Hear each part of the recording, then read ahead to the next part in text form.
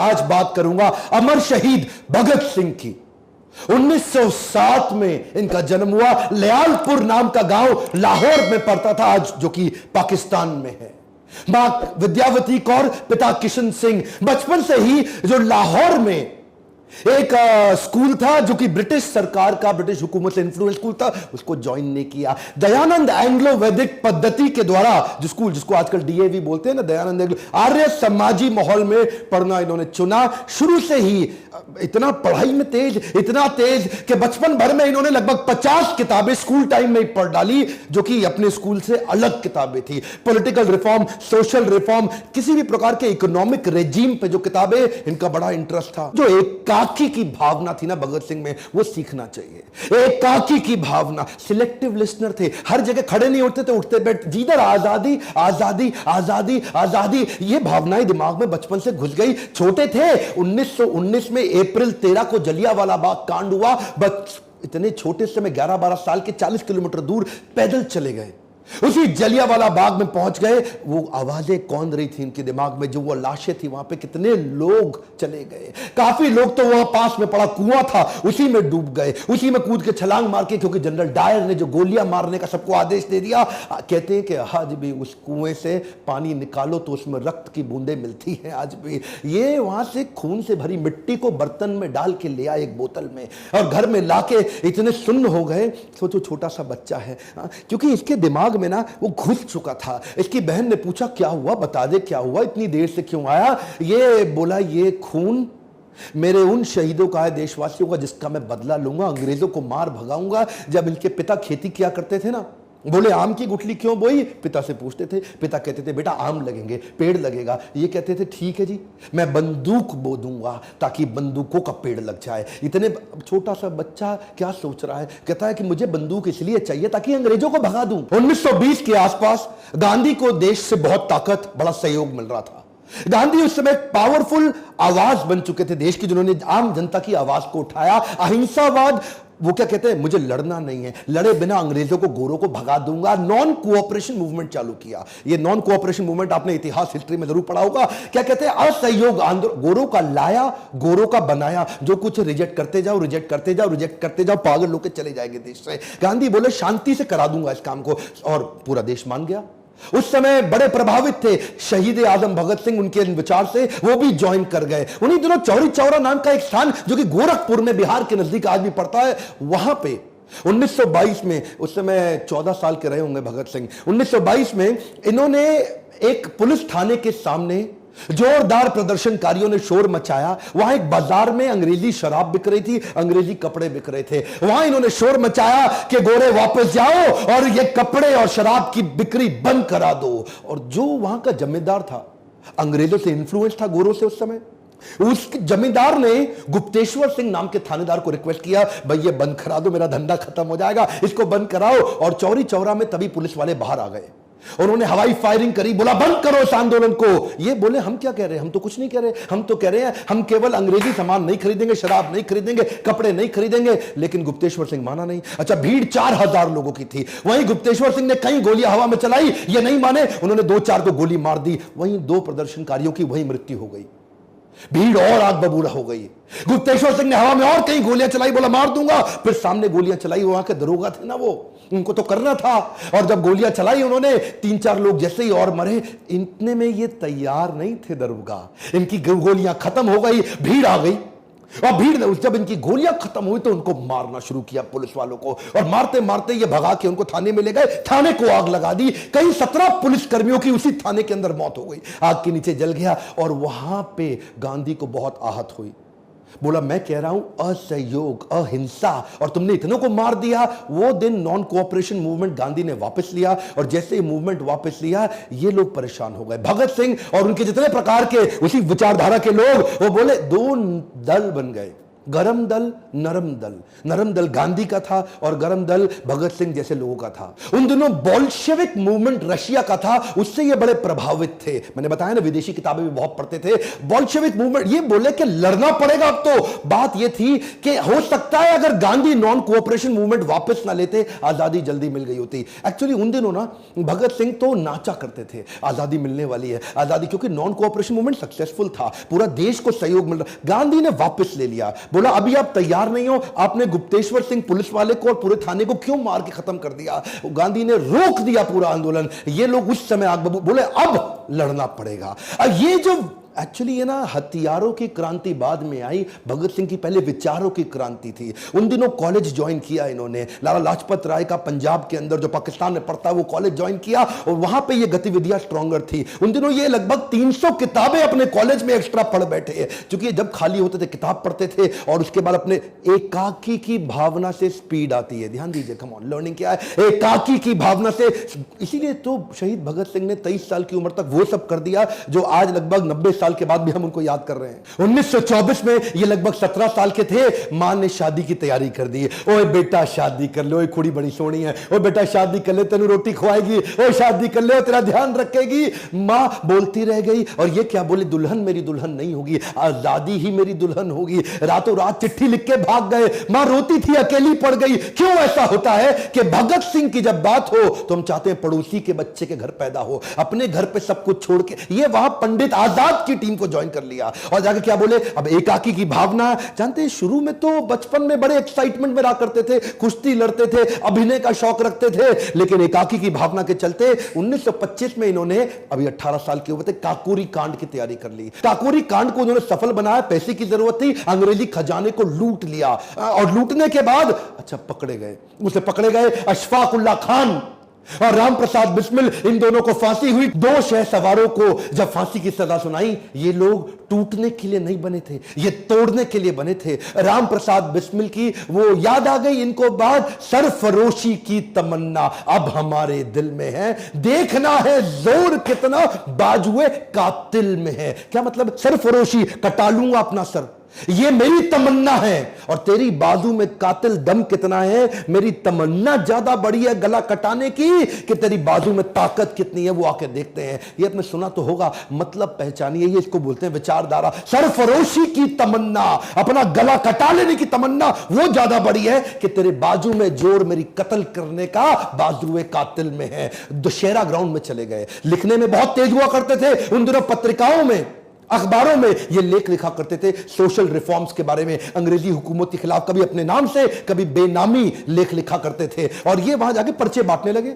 Dussehra ground में हजारों की भीड़ होती है, अपनी टीम तैयार करनी है, इनको लोग जोड़ने हैं, अंग्रेजी हुकूमत के खिलाफ पर्चे बांटते पकड़े गए, वहां बम फोड़ के भागने लगे, फिर पकड़े गए। और इस बार इनसे, अच्छा कोर्ट जानती थी कि इसको छोड़ना नहीं है, पुलिस जानती थी अंग्रेजी हुकूमत छोड़ना नहीं है। जब बेल की बात करी, 60,000 रुपए मांग लिए। ये 60,000 रुपए, थोड़ा सा मैं चाहता हूं आज व्यूअर्स को कि विजुअलाइज करो, आज के 60,000 रुपए नहीं, 90 साल पहले के 60,000 रुपए। कितने ही कितने खेत बेच के वो जमानत दे के इनको बाहर निकाला, ये अगली तैयारी में लग गए। 1928 में जब लगभग 20 साल के थे, लाला लाजपत राय, जो कि थे तो उनके गुरु के समान, लेकिन विचारधारा में फर्क था। लाला लाजपत राय नरम दल के थे, ये गरम दल के थे। उन्होंने कन्विंस कर लिया कि साइमन कमीशन के खिलाफ हम नारेबाजी करेंगे, लाहौर में ऐसी नारेबाजी करेंगे कि साइमन कमीशन वापस जाओ, वापस जाओ, वापस जाओ, बिना हथियार के करेंगे। ये लाला लाजपत राय के कहने पे आ तो गए, लेकिन वहां पुलिस वालों ने इन पे इतना लाठीचार्ज किया, इतना लाठीचार्ज किया, लाला लाजपत राय को कहीं चोटें आई और उसके बाद अस्पताल में उनका इलाज के दौरान देहांत हो गया। वो बोले थे कि मेरी मौत ब्रिटिश सरकार की ताबूत पे आखिरी कील साबित होगी। भगत सिंह, राजगुरु, जयगोपाल, चंद्रशेखर, हालांकि ये लाला लाजपत राय को पसंद नहीं करते थे विचारधारा में, लेकिन उनकी मौत से आहत बहुत हो चुके थे। बोले पिता समान है हमारे, इनकी मौत का बदला तो लेना पड़ेगा। जेम्स स्कॉट, जिसने ये मारने का आदेश दिया था, उसको गोली मारेंगे अब हम। चारों ने तैयारी कर ली। वहां कोतवाली के सामने लाहौर में चारों ने अपनी अपनी जगह बना ली और स्कॉट के बाहर निकलने का थाने से इंतजार कर रहे थे कि गोली मार के भागेंगे। उसको गलती हो गई, स्कॉट की जगह डिप्टी सुपरिटेंडेंट ऑफ पुलिस उस समय सॉन्डर्स, वो बाइक से निकला और राजगुरु ने उस पे गोली चला दी, एक गोली मारी उसको, यहां भगत सिंह भाग के आए, 3 गोली सर में और मार दी, इंश्योर कर दिया खत्म कर दे। पीछे से एक वही थानेदार हिंदुस्तानी था, वो भागते हुए आया था उस समय, बोला चंद्रशेखर आजाद ने तुझको नहीं मारना चाहते, तू इंडियन है, वापस चला जावा। लेकिन क्योंकि वो पुलिस के इन्फ्लुएंस में ब्रिटिश सरकार के था, उसको भी गोली मार के ये भाग गए। डीएवी कॉलेज था वहां पे, उसकी बिल्डिंग के पीछे से, क्योंकि वहां इनकी चलती थी, छुपते छुपाते भाग के निकल गए। अब धरपकड़ चालू हो गई। इन्होंने क्या किया, अगले दिन, अभी यहां रुके नहीं, अगले दिन पर्चे लेके लाल स्याही से लिख डाला, पूरे लाहौर पे चिपका डाला दीवारों पे कि हमने लाला लाजपत राय की मौत का बदला सॉन्डर्स को मार के उसकी हत्या करके ले लिया है। ये तो ब्रिटिश सरकार की बड़ी हार थी, उनका दिमाग अब हिल गया, अब उनकी बुद्धि चकरा गई कि भाई इनको पकड़ना है। ये लाहौर से निकलने वाले हर नौजवान पे नजर रखे हुए थे, ये किधर है, ये किधर है, इसको पकड़ना है। इन्होंने लाहौर से भागने की योजना बनाई। उस समय भगवती चरण वोरा की पत्नी दुर्गा भाभी, ये उनके पास गए राजगुरु और भगत सिंह, और उनको मना लिया कि वो इनकी पत्नी का रोल निभाए थोड़ी देर के लिए। और हालांकि सरदार थे, ये सिख थे, इन्होंने अपनी दाढ़ी मूछें काटी और पगड़ी हटाई, बाल काट लिए और बढ़िया सी हैट, अंग्रेजी पोशाक पहनी, ओवर पूरा फुल लेंथ सूट पहना, टाई लगा के अंग्रेजों की तरह, और दुर्गा भाभी को साथ में अपनी पत्नी, और वहां पे जाकर के रेलवे स्टेशन पे पहुंचे। अच्छा, राजगुरु को उन्होंने नौकर बनाया, उसको 2nd क्लास की स्लीपर टिकट दिलाई और खुद 1st क्लास एसी की टिकट ली, और वहां जाकर के लगे रहे अंग्रेज ढूंढने में, लगे रहे। उस समय इनको पहचान ही नहीं पाया, इन्होंने पूरा चेहरा मोहरा सब बदल लिया, निकल के भटिंडा के रास्ते कलकत्ता की ट्रेन पकड़ ली और निकल गए। ब्रिटिश सरकार की मजदूर विरोधी नीतियों से ये बहुत दुखी थे, परेशान थे, उसके खिलाफ आवाज उठा रहे थे, ब्रिटिशर्स सुन नहीं रहे थे। फ्रेंच रेवोल्यूशन के दौरान 1893 में फ्रेंच असेंबली के अंदर भी लो इंटेंसिटी का बॉम्ब फेंका गया। उन दिनों ये किताबें पढ़ते ही थे, दुनिया भर में देख रहे थे कि आजादी के लिए क्या क्या चल रहा है, इन्होंने भी तैयारी करी। बटुकेश्वर दत्त को अपने साथ लिया, एक लो इंटेंसिटी का बॉम्ब तैयार किया और कुछ पर्चे लिखे वहां पे, और अचानक वहां पे जाके असेंबली, सेंट्रल असेंबली में पहुंच गए, खाली जगह ढूंढी और वहीं बॉम्ब फेंक दिया। लो इंटेंसिटी का बॉम्ब था, किसी को नुकसान ना पहुंचे, धुएं का गुबार हो गया। पर्चे उठा के हवा में फेंके और हर पर्चे पे लिखा था, बहरों को सुनाने के लिए धमाका जरूरी है। क्या बोले? बहरों को सुनाने के लिए धमाका जरूरी है। और ऐसा धमाका, धुएं के गुबार में भाग के निकल सकते थे, चाहते तो चुपचाप वहां से चले जाते, लेकिन वहां गायब हो जाते, कोई पकड़ नहीं पाता, लेकिन जानबूझ के वहीं चिल्लाना, इनकलाब जिंदाबाद, इनकलाब जिंदाबाद, और जाकर अपने आप को पकड़वा दिया कि ले लो मुझको। ये एक ऐसा लड़का था, सबको जीना पसंद है और मौत भी सबकी आनी है। ये वो लड़का था जो अपनी डेथ को डिजाइन कर रहा था। ये चाहता था कि अब मुझे अंग्रेजी हुकूमत पकड़ ले, क्योंकि हो सकता है माहौल ठंडा होने वाला है। सोचिए, एक 21 साल का लड़का अपनी कुर्बानी की, अपनी डेथ को डिजाइन करने जा रहा है, शहीद होने जा रहा है। कहता है मुझको पकड़ो, और मैं तो वैसे ही एनार्किस्ट हूं, मैं तो वैसे ही आपकी हुकूमत की, मुझको गोली मार दो, मुझको गोली मार दो। एनीवे, जिसको फांसी की सजा सुनाई गई इन दोनों को। अब इनका लगभग 2 साल का कारावास था। पर यह एक ऐसे क्रांतिकारी जो जेल में भी आजाद थे, वहां पे भी अपनी क्रांति, नाक को चने चबवा दी अंग्रेजों को, उनके नाक में दम कर दिया, क्योंकि वहां पे फूड और फैसिलिटी ठीक थी नहीं। वहां पे जेल में 10 बाय 10 के कमरे में 10-10 कैदियों को रखते थे, बर्तन ठीक नहीं थे, खाना ठीक नहीं था, रोशनी की सुविधा नहीं, बिजली कोई था नहीं, खिड़की हुआ नहीं करती थी, इतना बुरा हाल। इन्होंने उसके खिलाफ अंदर आंदोलन चालू कर दिया। अच्छा, अंग्रेज इनसे अब घबरा गए थे, बोले यार इसको ना अलग कर दो, सारे इंडियन इससे इंफ्लुएंस हो जाते हैं। एक नया आंदोलन कर दिया इस आदमी ने। ये 64 दिन के अन्न जल त्याग पे चले गए, कहते आम मरण अनशन, अब कुछ नहीं खाऊंगा मैं। अच्छा, अंग्रेज शुरू में इनको इग्नोर करते थे, अब 2 दिन, 4 दिन, 5 दिन, 64 दिन तक नहीं खाए। क्रांतिकारी यतीन्द्र दास उस समय शहीद हो गए, क्योंकि इतना कमजोर भगत सिंह का वजन रोज कम होता जा रहा था। अंग्रेज घबरा रहे थे, लेकिन ये असल में क्या है ना, इनको, अच्छा उसके बाद भी हंसते थे, डर लगता नहीं इनको, इनके चेहरे पे हमेशा मुस्कुराहट होती थी, इनकलाब जिंदाबाद, इनकलाब जिंदाबाद। घबरा गए, ये क्या बोले? कहते मेरे सीने में जो जख्म है वो तो फूल के गुच्छे हैं, हमें पागल रहने दो, हम पागल ही अच्छे हैं। अंग्रेजों को घुटने टेकने पड़े, हार मान गई इनकी। उन दिनों ये कई लेख भी लिखते थे, क्या कहते थे? अंदर भी आंदोलन चलाऊंगा और लिख लिख के बाहर भी आंदोलन चलाऊंगा। इन्होंने एक इंस्ट्रक्शन दी थी, जेल में मुझसे कोई मिलने आएगा तो नई किताब लेके आएगा, कभी बॉल्शेविक रेवोल्यूशन की किताब लाएगा, फ्रेंच रेवोल्यूशन रेवोल्यूशन की किताब लाएगा, लेनिन की लाएगा या मार्क्स की किताब लाएगा। उन दिनों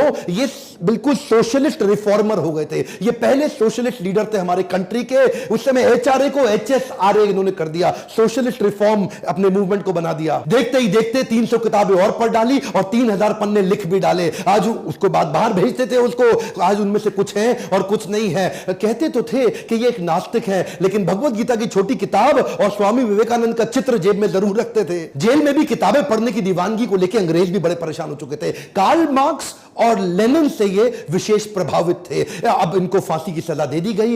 ये क्या कहते थे, मैं एक ऐसा पागल हूं जो जेल में भी आजाद हूं। जब इनसे पूछा गया तुम्हारी आखिरी ख्वाहिश क्या है, कहते हैं मैं लेनिन की बायोग्राफी पूरी पढ़ना चाहता हूं, लेनिन की बायोग्राफी पढ़ के ही मरूंगा। जब इनको बुलाया जाने वाला था ना उस दिन, जिस दिन इनको फांसी देनी थी, तो ये क्या बोले, ठहरो अभी, देखते नहीं एक क्रांतिकारी दूसरे क्रांतिकारी से मिल रहा है। और लेनिन की किताब के आखिरी पन्ने पढ़ के ही उठे। 24 मार्च की तारीख मुकर्रर की गई इनकी फांसी के लिए। और जैसे जैसे फांसी के दिन नजदीक आने लगे, किसी को पता लगे ना कि उसकी मौत का समय आने वाला है, उसकी घबराहट बढ़ जाती है, उसकी और टेंशन, उसका आधा वजन वैसे ही खत्म हो जाता है। लेकिन ब्रिटिश हुकूमत परेशान थी कि ये और खुश कैसे हो रहे हैं, अरे ये इतने निडर, ये एक्साइटेड हैं। देश भर में इस तारीख की खबर फैलने से ब्रिटिश सरकार पे प्रेशर बन रहा था कि भाई ऐसा ना हो इनकी फांसी के दिन 24 मार्च यहां बड़ा दंगा हो जाए, ऐसा ना हो कि यहां आग ही लगा दी जाए, बहुत भीड़ आने वाली थी। ये पहली बार ऐसा हुआ कि फांसी का समय जो सुबह का होता है, केवल इन तीनों के चक्कर में 23 मार्च को अचानक आनंद फानन में इनको रात को बुला लिया गया कि तुम्हें फांसी दी जाएगी। इन्होंने प्रेम से मुस्कुराते हुए बोला, पे सर पे कपड़ा मत बांधना और हमारे हाथ मत बांधना।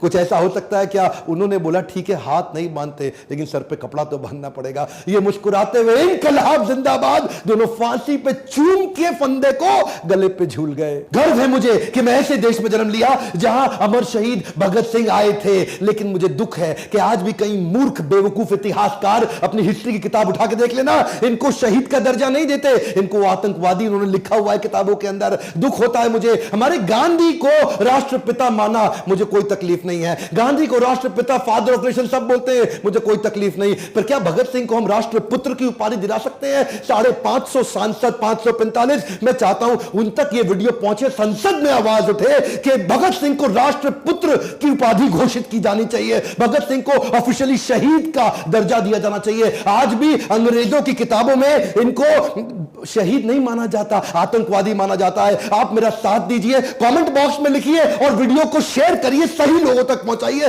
ताकि इस आवाज को उठाएं और क्यों ना हम इनको राष्ट्रपुत्र की उपाधि दिलाएं। मैं खुद अपने सारे ऑफिशियल सोशल मीडिया चैनल्स पे इस वीडियो को शेयर करने वाला हूं। आपसे भी रिक्वेस्ट करता हूं, भगत सिंह की मौत को, उनकी शहादत को बेकार मत जाने दीजिए। इस आवाज को मेरे साथ उठाइए। अगर थोड़ा भी अच्छा लगता है इस प्रकार की एजुकेशनल वीडियोस, लाइक करिए और अगर सब्सक्राइब नहीं किया, बेल आइकॉन नहीं दबाया, आपसे अगला वीडियो मिस हो जाएगा। मेरे